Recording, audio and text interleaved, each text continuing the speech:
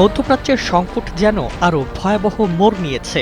একদিকে হরমুজ প্রণালীতে পাল্টাপাল্টি সামরিক উত্তেজনা, অন্যদিকে সমঝোতার বার্তা। দুই বিপরীত চিত্রে আবারও অনিশ্চয়তার মুখে দাঁড়িয়ে পুরো বিশ্ব।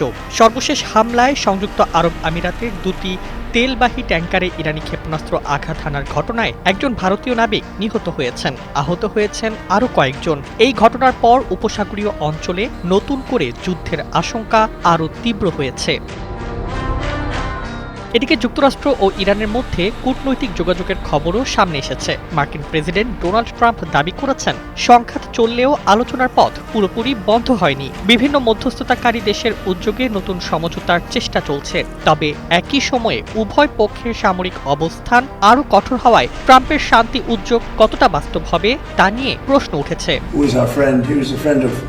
হরমুজ প্রণালীকে কেন্দ্র করে উত্তেজনা এখন শুধু সামরিক নয়, অর্থনৈতিক সংকটেও রূপ নিচ্ছে। বিশ্বের গুরুত্বপূর্ণ এই নৌপথ দিয়ে বিপুল পরিমাণ তেল ও গ্যাস পরিবাহিত হয়। ফলে এখানে যে কোনো হামলা বা নৌ চলাচলে বিঘ্নের প্রভাব সরাসরি পড়ে বৈশ্বিক জ্বালানি বাজারে। বিশ্লেষকদের মতে পরিস্থিতি আরও খারাপ হলে তেলের দাম বাড়ার পাশাপাশি আন্তর্জাতিক বাণিজ্যেও বড় ধাক্কা লাগতে পারে।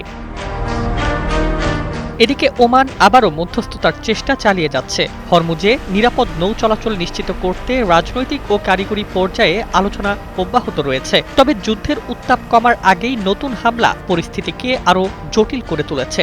একদিকে কূটনৈতিক টেবিলে সমঝোতার আলোচনা, অন্যদিকে সমুদ্রে ক্ষেপণাস্ত্রের গর্জন। এই দুই বাস্তবতার মাঝেই অনিশ্চয়তার দিকে তাকিয়ে আছে পুরো বিশ্ব। News desk, Bangladesh bulletin.